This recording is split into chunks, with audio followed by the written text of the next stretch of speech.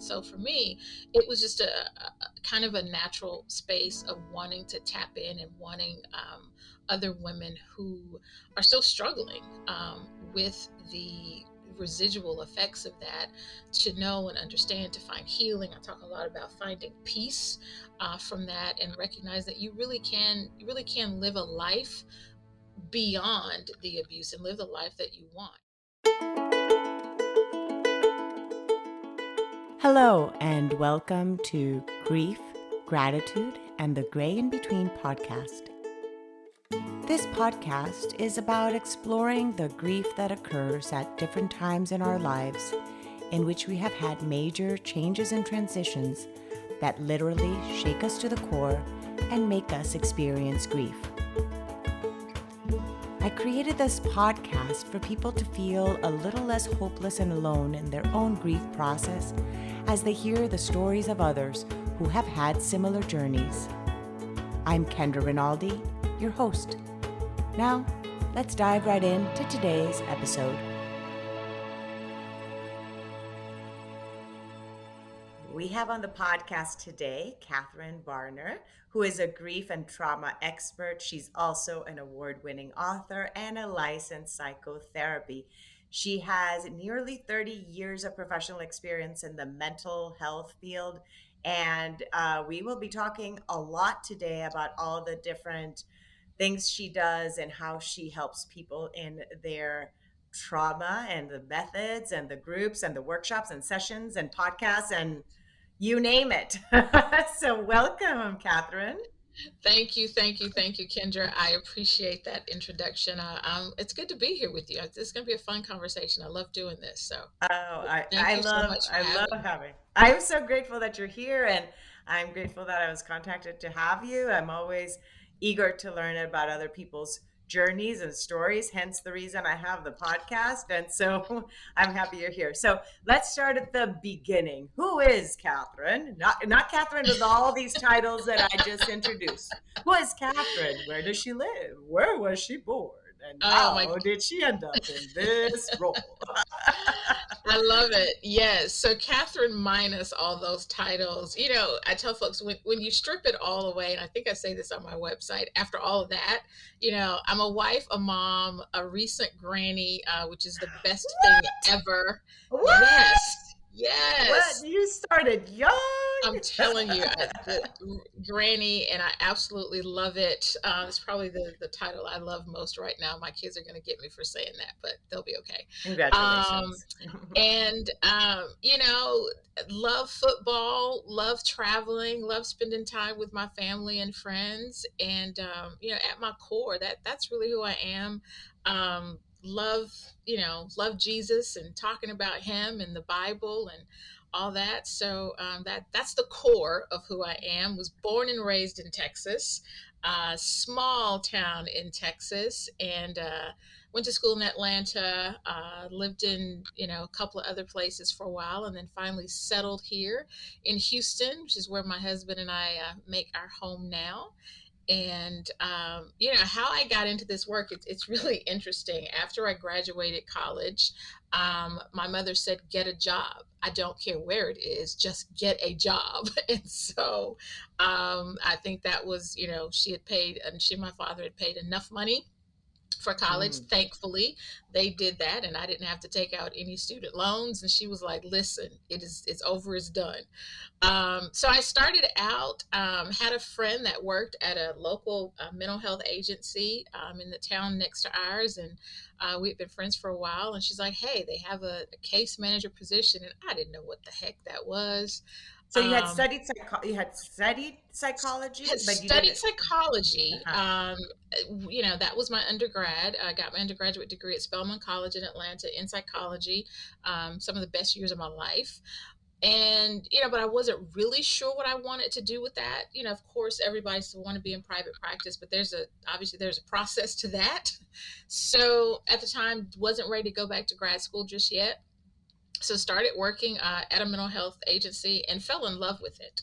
Absolutely fell in love with mental health, and at that time was working with chronically mentally ill patients, and truly the sickest of the sick. And I just absolutely loved it. And so then my career, from there just grew, and went to different mental health agencies. Finally, did move into private practice. I've had experience in, the county jail system, the state prison system, nursing homes, schools, and all that. So that led me to where I am today, which is my passion, grief and trauma. I absolutely love it.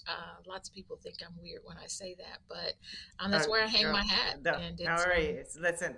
My podcast being titled "Grief." God, yeah, I hear you. It's weird to say that. I love having conversations about these topics, but it's so true because it just brings us all also to the core of these commonalities that yep. we have too, right? And grief being one that we will all or have all experienced in some shape or form. Exactly, exactly. And what I tell people, it really is for me, with the grief and trauma, it really is about being in a space to sit with people, to help people at a time when they are literally at their lowest, and most of the time they've got nothing to give. And so it really, for me, that that gives me life, being able to be with folks in that moment, and then helping them walk through that, as the process plays itself out, helping them work through and understand what grief is one of the things I talk about a lot, understanding what grief really is. And grief is about loss, and we oftentimes only focus on grief as it relates to death, but grief is about loss, job loss and finances and children going away to college, and things that oftentimes people don't recognize as grief. And so that's one of the reasons I enjoy it so much. So yeah, that's part of the work that I do, and it's just a really, it's a gift, honestly, Mhm. to be able to, like I said, to sit with people during those Mhm. seasons. So It's interesting because what you said, it's a gift. It is. It's like the you are being fed as much, just as much as they are being fed per se, their soul. It's because you are in your purpose, right? As you're doing that. absolutely, So you feel like absolutely. even though somebody could feel they're burdening you, quote unquote, because they're shedding all this to you for you, or you're like, no, you are allowing me to be able to display the gifts I was given, my God-given gifts, and to be in this space is like a blessing, right? Because you're utilizing the tools you were given, and some, of course, that you've honed, but some you were given. Absolutely. I wholeheartedly agree with that. I always say that, that this work is definitely not, for everyone. It's difficult work, but I always say it's necessary work. And you're wholeheartedly correct in that there is a space of knowing when you are completely in your lane and in alignment with what your gift is, what your assignment from God is, and there's a feeling there that you can't quite describe when you're moving in that direction. Is it hard? Absolutely. But it's necessary, and it's the thing that I love and I enjoy most. I am very curious to learn then who and how you were then as a child that then led you to then study psychology. Were you always one of those people that your friends would tell everything to? Were you just the best listener ever? Or did you go into psychology because you had questions even about yourself that you're like, I need to answer. Why is it that I am XYZ? Like, curious, why did you go into that field? That's a great question. I actually found my way to psychology. Growing, I was the one who, I did, listen to friends and that sort of thing. And but I actually entered college wanting to be a civil engineer. I wanted to build bridges and all that kind of stuff. But in somewhere in there, it shifted to, everyone says, "Oh, I want to help people." That's kind of the standard line. But it did shift to really wanting to understand, the how and why behind the way people behave the way they do, and more importantly, the way we respond, and how to help us move from that. Had experienced some trauma in my own life as a teenager, um, and I won't say I was struggling to understand it, but I could see that there was a connection. It wasn't until later that I got to a place of seeing that there were so many other people who had experienced the same thing that I did, coming through my practice, that kind of led to the specific trauma work with childhood survivors of sexual abuse. But yeah, it really just came out of that space, sitting in a psychology class that I had to take, for credit, and I was like, wait a minute, well, this is kind of cool. And that started the fire, and then from there it just kept going. And like I said, once I graduated and got that first job, it was like, this is the best thing ever. That I love it. I love it. Thank you for sharing that. Yeah, I just it's always curious whether people just land on, it just kind of lands on your lap kind of thing, or like you said, like how it is that you get to that journey. The part of then it's childhood sort of, say the title again, childhood survivor, no, survivors of childhood abuse. Right. So I work specifically with African American women, adult women, survivors of Mhm. childhood sexual abuse, and I say African American women because some people say, "Well, do you only work with African American women?" Obviously, if someone comes to me who's not, I don't turn them away. But that is my target, and I say that because the unfortunate truth is that, first of all, we don't talk about that at all. Across the board, but even more so, Culturally. culturally in our Mhm. communities, we don't talk about it. And I know just from my own experience and looking for and trying to find providers that look like me, and finally accessing services, being in a space where I was the only one or one of only a few at conferences or workshops and those sorts of things. And but I know that I'm not the only one who's had the experience. And so for me, it was just a kind of a natural space of wanting to tap in and wanting, other women who are still struggling, with the residual effects of that, to know and understand, to find healing. I talk a lot about finding peace, from that, and recognize that you really can live a life beyond the abuse and live the life that you want. And so that I absolutely love that. That is my passion. That's the trauma side, of the house, I'll say, and the work that I do there, through Sister Speak Up Society. That is it's a membership community, and that's really what we're trying to do, is build community of women so that they know I am not the only one. I'm not by myself. Come out of the darkness, get rid of the shame, because that's what keeps us bound. That's what keeps us dealing with those, like I said, the trauma and those residual effects, when we walk around and we don't say anything. Um, but healing really is found in the light. And so it's helping women understand that and creating that community. And so we do some work. We have a private Facebook group. We're planning on doing some quarterly meet and greets, having some additional training. I do some teachings on topics specific to sexual abuse, but we also do some things that have nothing to do with that, because the reality is there's a whole other part of your life. We're business owners and teachers and moms and wives and all the things. So, we're going to have someone come in and talk about trademarking your business if you're an entrepreneur, or trademark whatever your specific thing is, and how that impacts you. So, which has nothing to do with sexual abuse, but as a woman who's in business, that's something that someone would be interested in. So we're trying to do that. I will be looking at doing some conferences and retreats and those sorts of things, as the year progresses. But it's exciting. Like I said, it's difficult work, but it's necessary work, and I wholeheartedly enjoy it.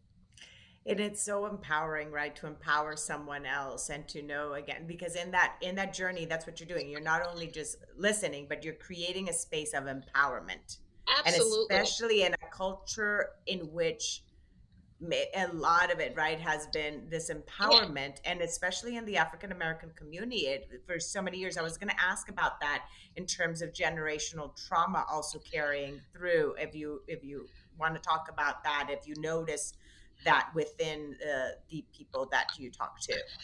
Absolutely. And it comes from a space of culturally, the vast majority of us came from a place where what happens in this house stays in this house. You don't talk about what happens outside the house. Also, when we layer on top of that our beliefs as far as Christianity, you pray about it and that's it.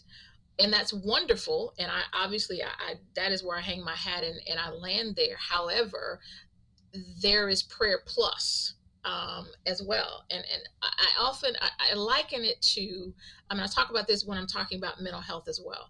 I liken it to, if I come to my church family and I say that I've been diagnosed with breast cancer, okay, we're most definitely going to pray.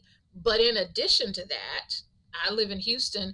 We're going to make a beeline to MD Anderson as well, and we're going to talk to an oncologist. So it's that same thing that I try to help people understand, is that when you're dealing with trauma, when you're talking specifically about childhood sexual abuse and just the litany of things that fall out from that for survivors, yes, we are most definitely going to pray about it, but we're going to do some other things as well to come alongside to help that healing happen. And so for me, you talk about the word, you said empowering, and that's exactly what it is. Because for me, it's recognizing that for me, um, I know that there are women who went through similar situations, some situations that were very, very different.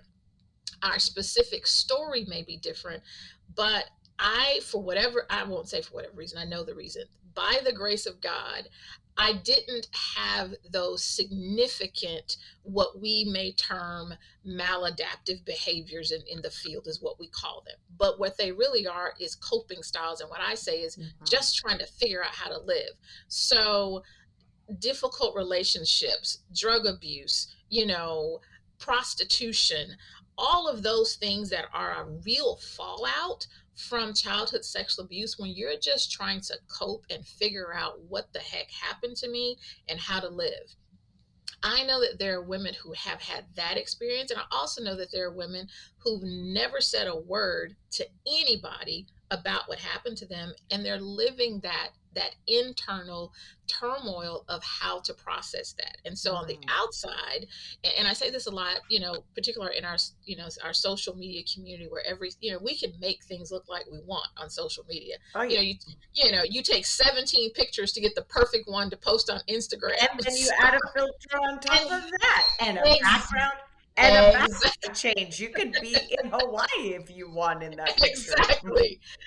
And so we do that. And so you have women who are on the outside, they look the part, and they've got the bag and the giant, all the things on the outside, but on the inside, they're literally dying Mhm. because they've never spoken of and dealt with the trauma that they experienced in childhood. And so it's coming out in other ways.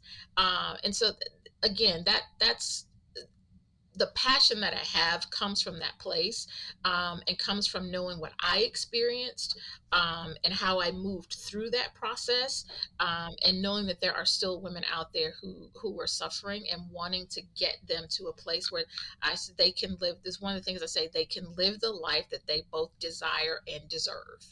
So Mm. Living the life you desire and deserve. That's so important, the part of deserving, because that part of worthiness is something we struggle with a lot. I mean, I struggle with I think pretty much everyone at some point or shape or form in their life has, not feel worthy of. And that the word deserving is one of those that I don't really deserve yeah, good to me. You actually, you end up like if something bad happens, it's like you did something, well, you deserve that. Wasn't exactly. that like when you would, if like by chance you did something wrong as a kid and something happened, well, that's what you deserved, Exactly. Yeah, that's what you get for doing it. That's It's yeah. like exactly. And we are quick to do that when negative things happen, but we're Hmm. not so quick to say that I deserve, the positive, or I deserve to live a life and be at peace. I deserve to Hmm. be in a relationship that's healthy and whole. I deserve, not to, this example I use all the time, not to jump every time my husband may touch me on my left shoulder, because I never told him that that's a That you trigger were, for me. yeah. And so Hmm. we have this we have these things going on in our marriage because he can't figure out what the heck is going on. I deserve not to have to deal with that. So many things that, again, like I said, that are a fallout, and which is why I am so passionate about working with and talking with women. So That's I could talk wonderful. about that for Thank you. days. No, and I actually, let's go into that because you were talking even just about your own, the tools even that helped you. Could you share some of these tools that you feel are aside, of course, from someone seeking counseling? Hmm. What are some of the tools that people can use to then, or even in the modalities of counseling, you Hmm. could go deeper into that to start peeling away this onion of the trauma to really get to the core of the trauma to then heal Yeah. it, right?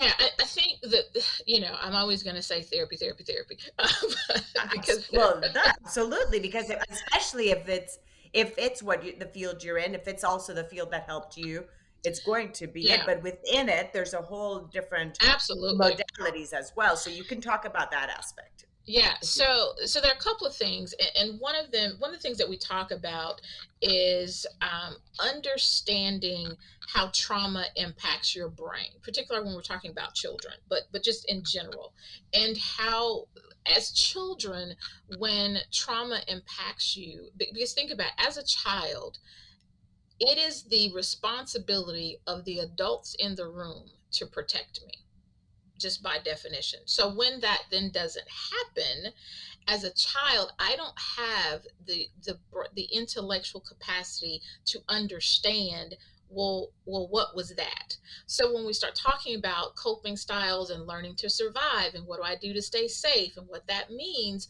I what I learned then follows me throughout my lifetime. And so there's a whole lot of scientific stuff when we talk about how, the pathways in our brain, those neural pathways in our brain are set, and that's how we begin to respond. We talk about the whole fight, flight, or freeze. That's where those things start to happen. And so part of it is understanding, how does trauma impact my brain, which helps when we're talking about women, which helps women look back and go, oh, this is why I do this. This is why I respond this way. This is why this is a trigger. So part of it is having a clear understanding of, how does trauma impact your brain? There's a phenomenal book that I recommend. It's called The Body Keeps the Score by Bessel van der Kolk. I think everybody that teaches trauma refers to that one. It's an amazing one. I really like it a lot. It's a hard read, but it's a good read. But also, as far as modalities, one that I like a lot, particularly when you're talking about individuals who are having significant distress still and trauma, is EMDR. That stands for eye movement desensitization reprocessing. It's a mouthful, which is why we use the letters. but And isn't it so, used like a, do you yeah, hold something as you're doing it too, right? As you're yeah. doing So the you can, so there, it's called bilateral stimulation, and so you can do it with holding things. Sometimes we do it with tapping, and so really, the really really scaled down version is helping an individual recall a specific incident, just a portion of the trauma, not the whole piece, but just a portion that's causing them distress, and then you work with that to bring down that distress level. So that is very impactful for clients. And then just some what we call, I call just kind of everyday things. Journaling is phenomenal for lots of women. Just being able to get it out of your head and your heart. Because oftentimes when we're talking about trauma that has happened, a lot of in dealing with the shame and trying to get rid of that, a lot of times it's just telling the story to yourself. So oftentimes we hear about sharing your story, and oftentimes it's, I just need to share the story with me, because many times women will say that this thing happened to me, but they're not specific in what, in all of the of what that was and what that meant. So it's being able to get that out for themselves. So journaling is phenomenal. Music, exercise, you know all of those things to get your body moving, um, are positive things that you can do, just on a lower level scale, I call it, for folks who may not be into therapy, and that's perfectly fine. Obviously, faith is a huge one, and that's a huge one for me. Your faith community, praying, meditating, all of those types of things, or things that individuals can use to help them either begin to move through their trauma, if they're not ready to really enter therapy, or it's just an ongoing part of their healing process, or things that they do that keep them grounded, that keep them in an even keel. And speaking of grounding, that's another technique that's used. It's really just about when individuals feel like they're or when they are being triggered. A simple one we call is a 5 4 3 2 1, where you're just getting in touch with each of your senses. So what are 5 things that I can touch? What are 3 things that I 4 things I can see? And going all the way down. 3 things that I can hear, 1 thing I can smell, or 2 things I can smell, 1 thing I can taste. And so it helps to bring you back to what I call center, to get you back in the moment and come back from wherever the triggers have taken you. So Mm. those are a few things that are available to folks that work.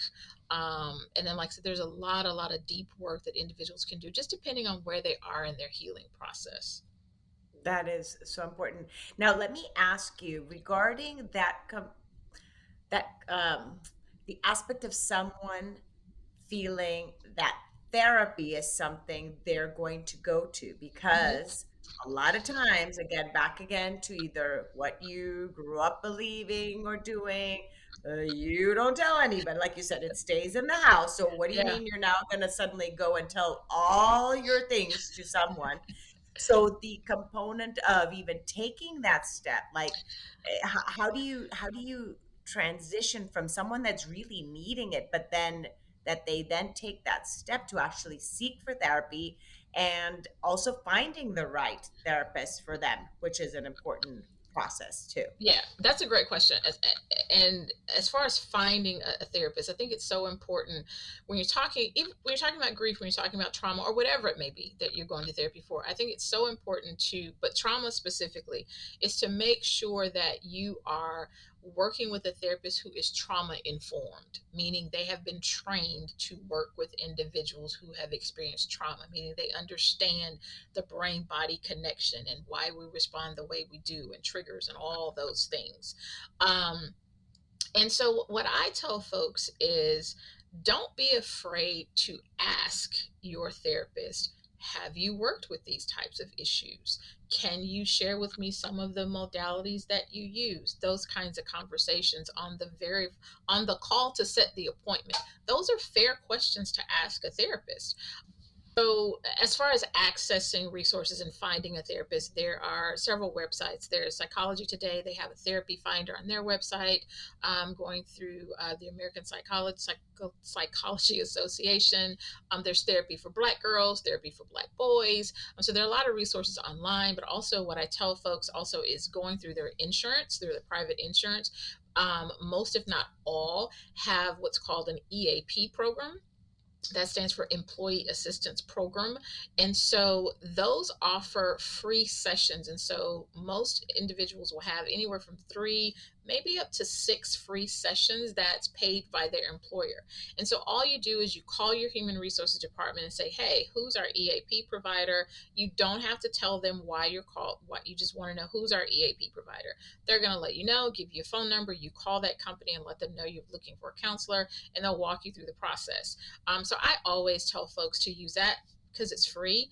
You use those sessions like you need to, and then if you still need services beyond that, then they can always talk you through. That therapist can talk you through getting to someone that you can bill your insurance, or if you're willing and wanting to do private pay, then you can stay with the person that you have there. So that's always a great resource for folks as well, as far as finding a therapist.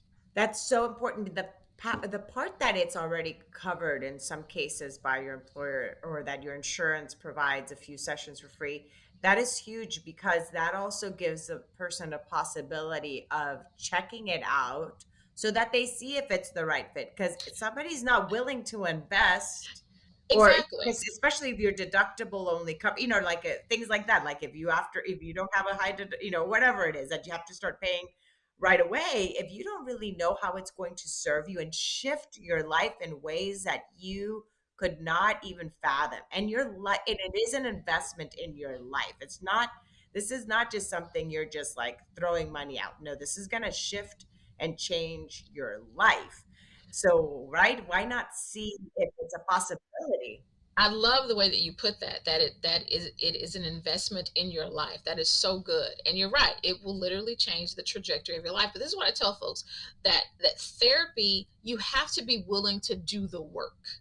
Um, because therapy is work, no matter what you go in for. And understand that as the therapist, I'm not doing the vast majority of the work.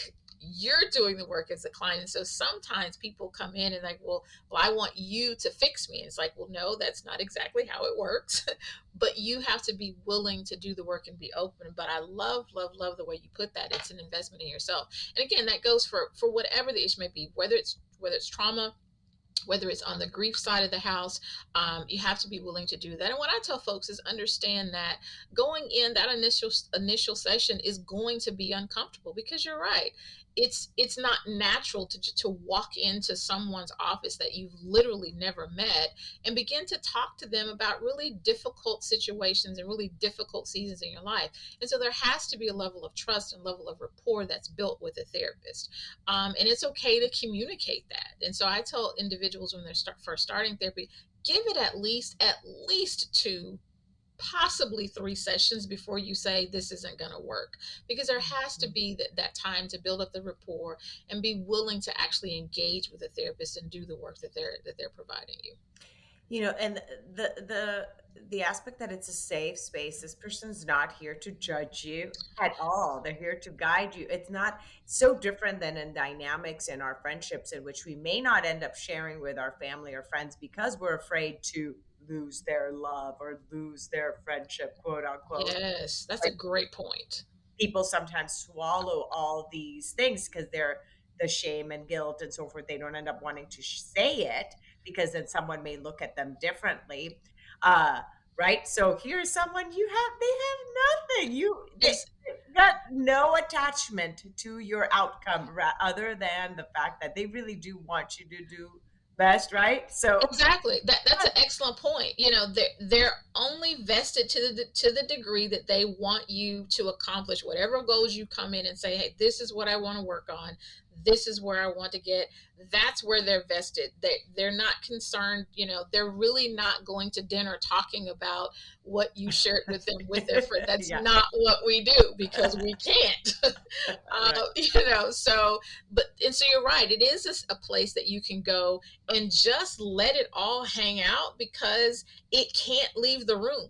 Mhm. Legally, it can't leave the room. And so it's Right. kind of one of those, you just go and throw it all on the wall and tell your therapist, look, this is what I've got today. And that's really okay. So I Yeah. love you bringing that point out. It is a Yeah. safe space. It is a safe space. And when we were talking about investing, and sometimes we may not be thinking that we're worth the investment for ourselves, but if we think of it as not only that shifting the trajectory of our life isn't important, but that is important, and not only for us, but for the generations that come, because how we're going to interact with our children will also shift. How we're going to interact with our spouses or whatever is going to shift. So if by chance we're in a space that we don't feel we deserve to Hmm. invest that in us, then think of it as an investment for, and this is not just, That's, I'm not talking about just finances. This is an aspect of oh yeah, time. It's a absolutely. time. It's the part of time and the work that it takes, that you said, that is sometimes harder of investment than actually just paying, right?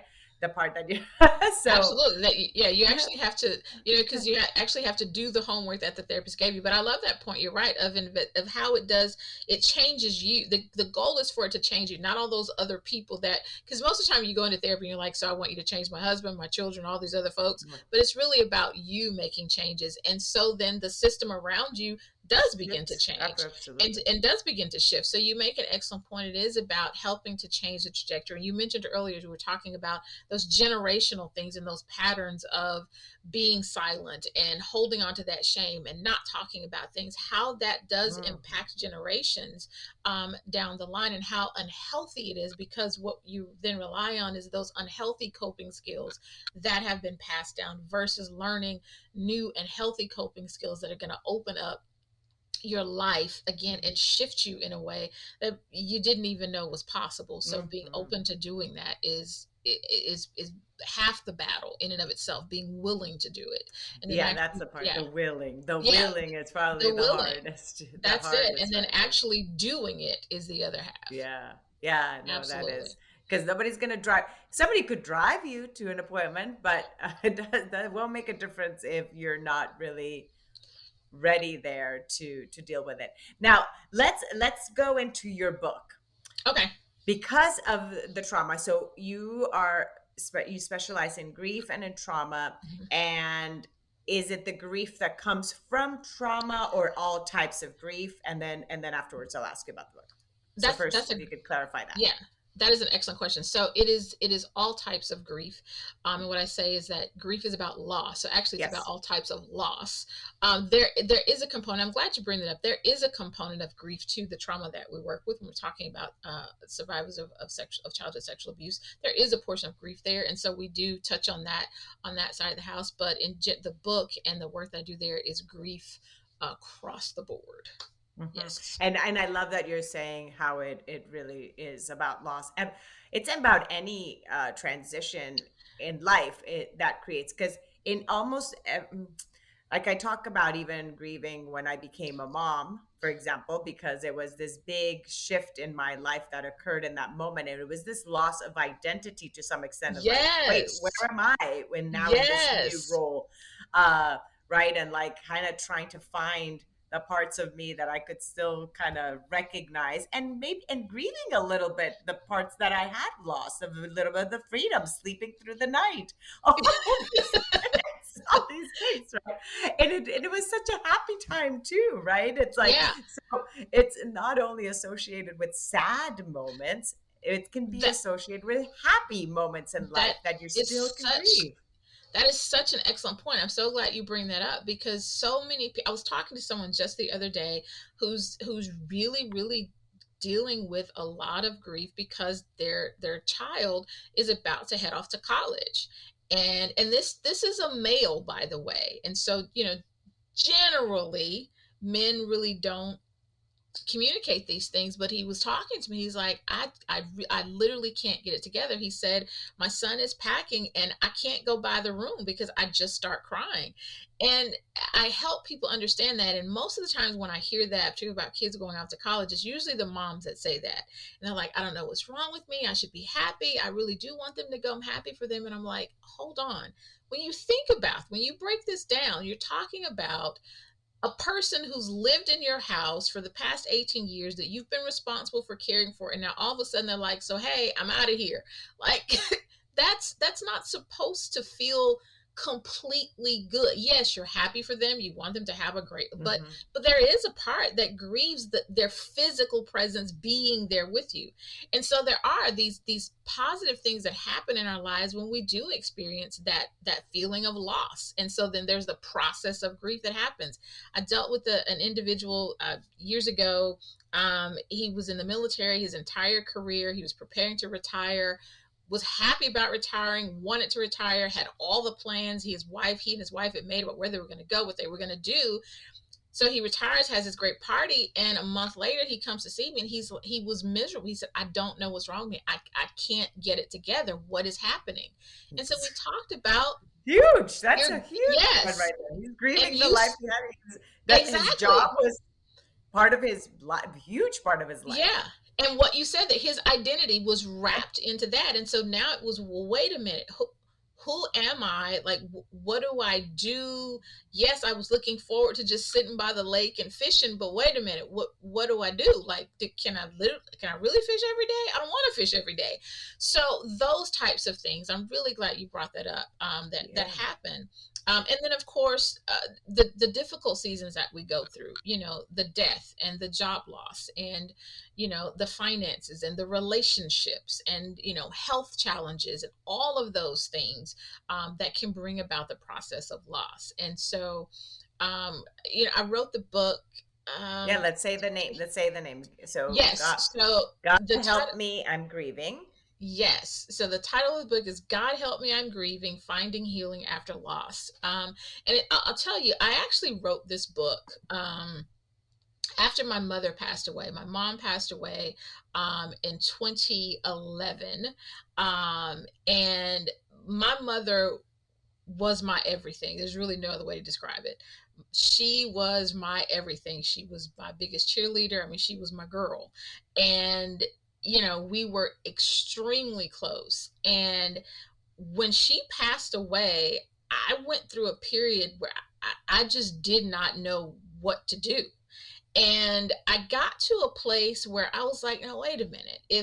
If I know all the things that I know about mental health and grief and trauma and all the work that I had done at that point, had done for, almost 20 years at that point, if I know everything that I know about this and I am struggling the way that I'm struggling, what in the world is everybody else doing? And so that's really where the book came from. And I really just wanted to write it as a way to, yes, to help people to understand grief, to understand the process of grief, and really to give them permission to grieve in whatever way they needed to, and to really start to pay attention to what their grief style is. And so it's, it's a easy, it's not really heady. There's not a lot of psychological stuff in there. I wasn't trying to do that. We do talk about, what oftentimes people term the stages of grief. I refer to them as waves because that's what they are. Hmm. There's not a 1, 2, 3, 4, 5 steps and then you get over it. Agreed. Um, so, yeah, it's a book that's helped a lot of people. It's really interesting. I get text messages and emails from folks who grabbed it and read it, because you can probably do it in 1 or 2 days.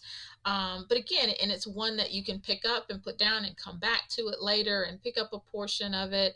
But really is one that I'm proud of. And like I said, it was really born out of my own struggle, and trying to find a way to go. Like I said, what is everybody else doing? Folks who don't know all the stuff that I know to do Hmm. doing. So yeah, I that it was a grueling process. I'll say that, but glad that I did it. Oh, and I was looking at the website here. And by the way, where do people can order it on the website, but Yes. also is it available in other Yes, so you can spaces? find it. Yes, you can find it on my website at katherinebarner.org. But yes, you can find it on Amazon, Barnes and Noble, anywhere fine books are sold. Okay, You so can yeah, you can find it. your website will be at the in the show notes, and so people can go there and then they could do it there. And as again, it's God help me, I'm grieving, Yep, finding healing after loss. I want to read a couple of these little things you've got, little bits of the book that you have sure. on your website, and then we could talk about it. So your grief is valid. No one gets to tell you it isn't, and no one gets to tell you how or for how long you should grieve. So let's talk about that part of the uniqueness of grief and again, validating someone's grief. Yeah, so it's this idea that, um, if you cry longer than 2 weeks, or if you're struggling longer than a month, then there's You something need to wrong be with you. medicated. You need to. Yeah, yeah, you need you need to be medicated, you need to be hospitalized, something's wrong Yeah. with you. Oh, Or, yeah. you know, for oftentimes, for men, if you're not crying and if you go back to work, the day after the Then you funeral, also need to be, you they need to be also put, need to yeah, be, yeah, yeah, because there's that. So yeah. it's that you use the word uniqueness of understanding that, because this is the thing I talk about the 3 P's of grief. Grief is personal, grief is a process, and grief is perfectly normal. And so part of it's that personal piece that every one of us is going to grieve very, very differently. And I'll share this. This is a story I share in the book. And of my husband, and he hates when I do this, but it's the absolute truth. He will say it's not, but this is a true story. So our fathers passed away in 2009, almost 2 months to the day from each other. His Oh, father passed each. away in April. My father passed away in June. Well, obviously, Father's Day is in June.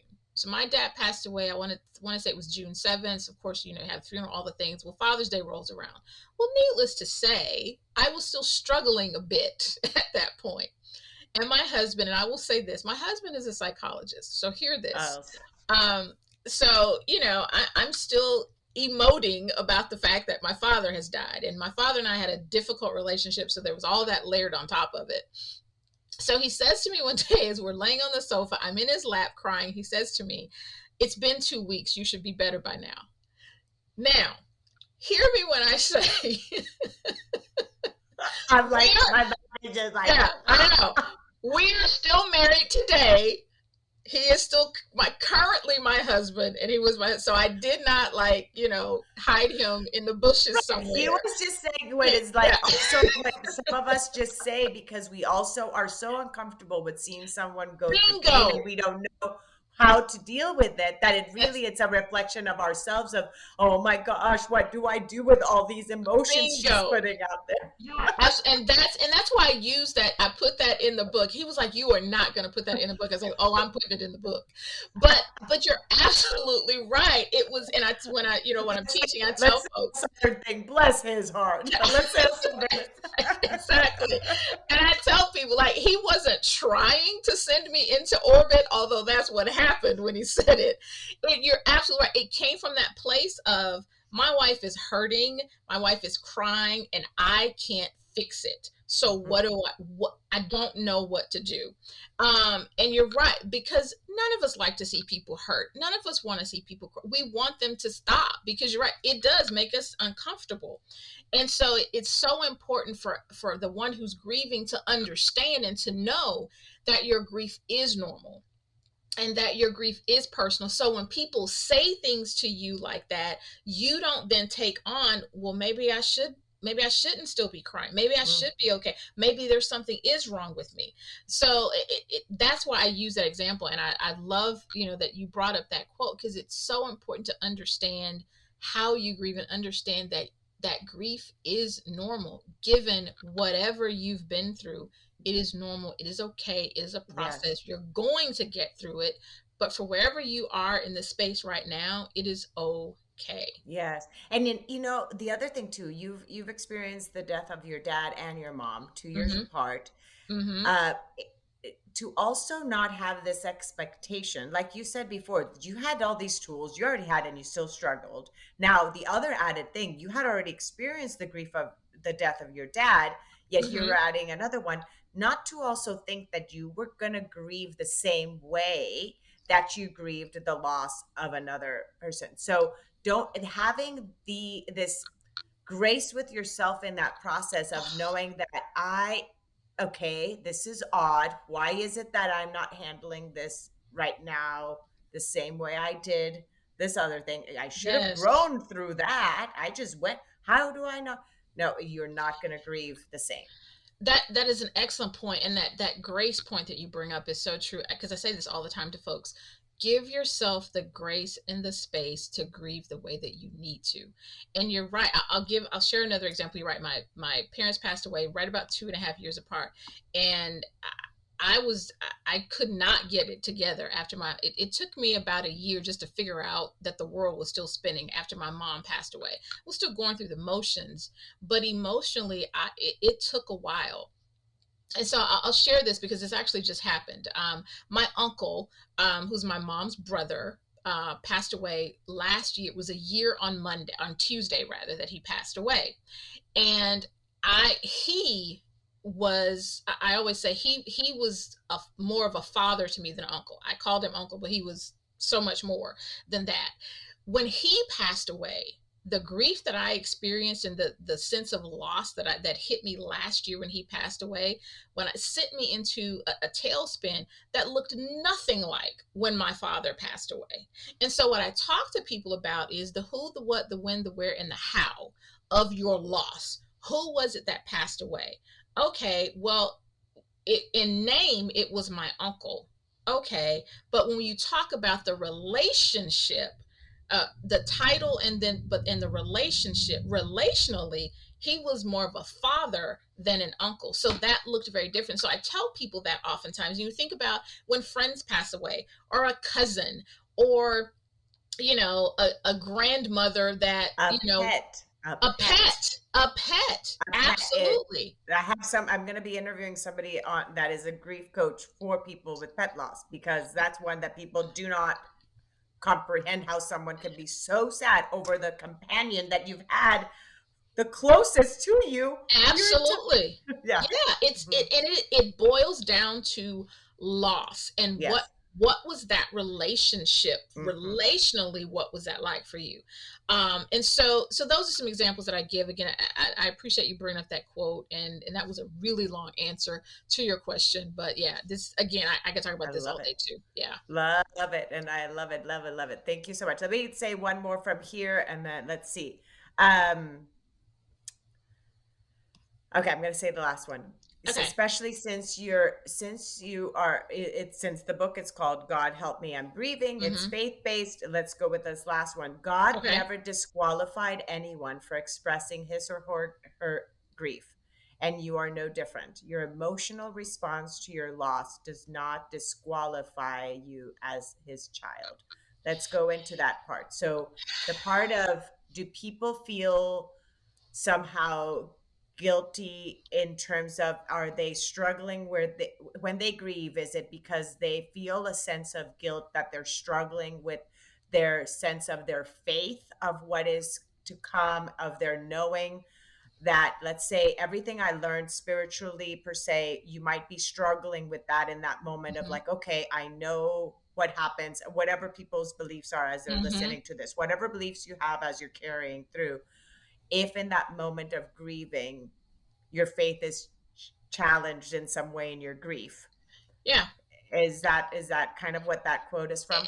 Exactly. It's this idea that, again, going back to, if I cry too long, Mm, if I emote, if I'm angry, if I have a question about why this happened the way it happened, if I question God or whatever that may be, then I shouldn't do that, because I do believe in, like you said, him, or and whatever mhm, your belief system is. And so if I believe that I shouldn't have these questions, if I believe that I shouldn't feel this way, or I certainly shouldn't feel this way very long, because it's going to be better and they're in a better place, and all the things that people say, which is very, very inconsistent, because the reality is we were created with emotions, mhm. and our faith doesn't negate that we have those emotions. And because we have those emotions, that doesn't take away from the fact that I still believe, but I'm hurting. I still Yes. believe, but I have a question. I Mhm, do want to know why. I know that there may not be an actual answer, but in the moment, I have a question. In the moment, I am hurting emotionally, and it's okay for me to communicate that. And so oftentimes when I'm working, particularly with individuals, in the faith community, it's helping them understand that you don't have to close off that part of you. You don't have to pretend that you're okay. You're hurting, and that's all right. You're not going to hurt always, but in this moment you are, and that doesn't negate that you still believe, that you still love God, that you still have a relationship, but you're hurting. So there's a whole chapter in the book. It's called the Faith Factor, to help people move through that. And so in there, what I do, I walk through scripture, and give examples of individuals who were grieving. And the point is, if and I when I use all the time, particularly for Christians, is, there's one scripture, Jesus wept, two words, and my point is, if he wept, well, why do you think you shouldn't? So again, that's where that quote comes from, out of the book, and that's a whole lesson in and of itself, just to help.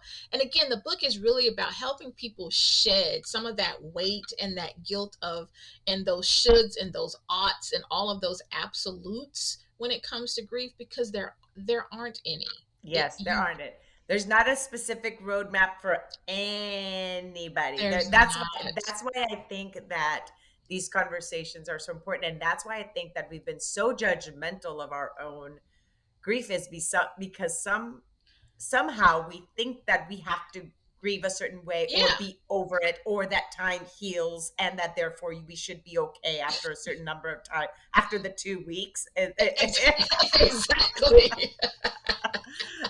But all these misconceptions that we have that therefore add to that guilt component. of our grief. We start judging ourselves in our grief, and that is just Absolutely, not which okay. only compounds it Oh and yeah. prolongs it and And makes makes it, it that and much I'm worse. sure that in that process, then going to that book that you recommended of The Body Keeps a Score, I haven't read it, but even just going with how much, even just storing our emotions and not sharing them, aside from trauma, how that affects us in so many other ways, also in our health. Absolutely, absolutely, it does. And again, and I think people understanding that we really do hold those things in our body, and it can, and just what you said, impact us physically when we don't process through that in healthy ways. So it is so important to understand it, but then do the work to help process and move through it, but also move through it in your own time, in your own space, in those moments where you do have hiccups, when you do feel like you're going backwards. Because I say it takes at least a year. I call it the year of first. It takes at least a year to get through all the first when you're dealing with any loss, And particularly those death. are the first, those are some first, because there's also going to be the first of, for example, the the part of if somebody had a parent that died before they even There got you married. go. Yes, If your parent died before you became a parent, if your parent died before you got married, if your there's going to be a whole bunch of firsts that are going to come exactly. 20, 30 years down the road. So that first year first may be the first birthday, the first anniversary, the first Hmm. Mother's Day, the first But we got, holiday, yeah, but we got some and more you got coming. other ones. Yeah. You're So absolute. Oh, you're so right. I love it. Yeah, and it's understanding that the grief, that it's going to come in stages, and so you'll get to a point where you're doing well, and you have healed that point, but that spot. But to your point, when I get married, and I remember that my dad's not here, my mom's not here for this wedding, and how painful. So that may send me back, and I'll need to process through that. When I have the kid and mom's not here, and I'll have to process that. You're grandchild, absolutely right. Grandchild, becoming yeah. you became a grandmother after your parents had passed. So the Yes. fact that it's like, wait, I'm now in the role that my parents had for my children. Yeah. That's, I mean, I get chills just thinking of that, of how emotional that could be. Of like, I am now the grandma when the Yeah. grandma's, it's You're absolutely right. And it's so funny you bring that up. I literally, when my daughter and son-in-law told me they were pregnant, literally my first thought went to my mother. Because, in part, was because my mother, I was exceedingly close to my mom, but I was also really close to my grandmother. My daughter was tied at the hip to my mom, her granny. So my thoughts immediately went to, my mother would be through the roof if she were here to know that her granddaughter was having a baby. And so you have those moments, and it's so funny. I'll share this real quick. I was actually in the hospital when they told me, and so they come in and they get ready to take me down for a CAT scan. So I'm in there and I'm glad you're crying. okay. Glad you're I'm, here. I yeah, believe yeah. you're It okay. was all good. It was all good. But it's funny story. They call, they tell me, we go through all this, and so I start crying. So they come and get me. I need to go down for a CAT scan or something. And so the young lady's pushing me. She gets ready to put me on the table, and I can't get it together. Well, she's thinking that I'm afraid or whatever the case may be. And she's like, "Are you okay, Miss Barnett? I'm gonna be a grandmother." So just, yeah. But so you're right to that point. But my thoughts, just, they went straight to my mom in that Oh, moment. and that's the thing, you would never know when you're meeting someone, where they are in in their life, what, what moment, what wave has hit them in that moment. Yes. And we don't know when the waves are going to hit either. So Yes. that wave hits you right in the middle of a CAT scan. So that's Yes. interesting. Hilarious. Now, Catherine, would you please say anything else, share with the audience that I have maybe not asked, that you're like, there's, ooh, I really cannot hang up, this interview without saying these words of wisdom. Oh wow! This is, first of all, this has been a great interview. But I would just say to people, whether you're dealing with grief or trauma, whatever space that you find yourself in, I'm going to use, because I say this all the time. What you said: give yourself grace, give yourself space. Know that healing is possible. That is something that I definitely want to communicate. Healing is possible. Healing is hard work to get there, but it is so, so worth it when you get to the other side. So give yourself the grace and the room to do that.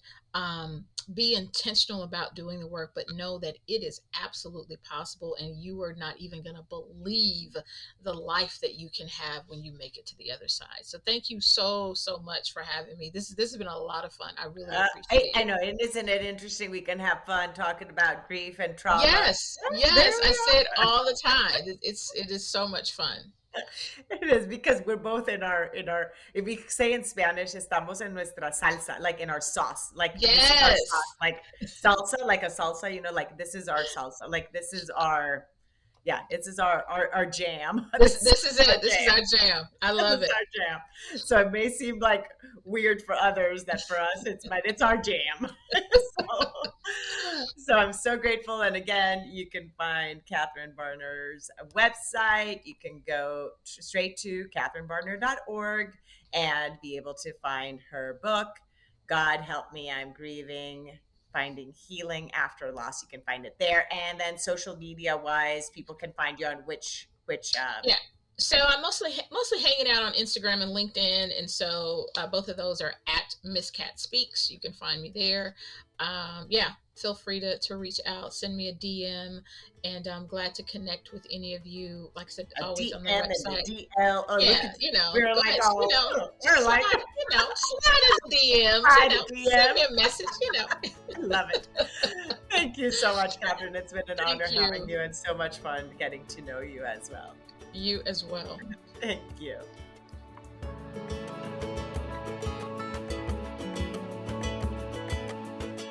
Thank you again so much for choosing to listen today.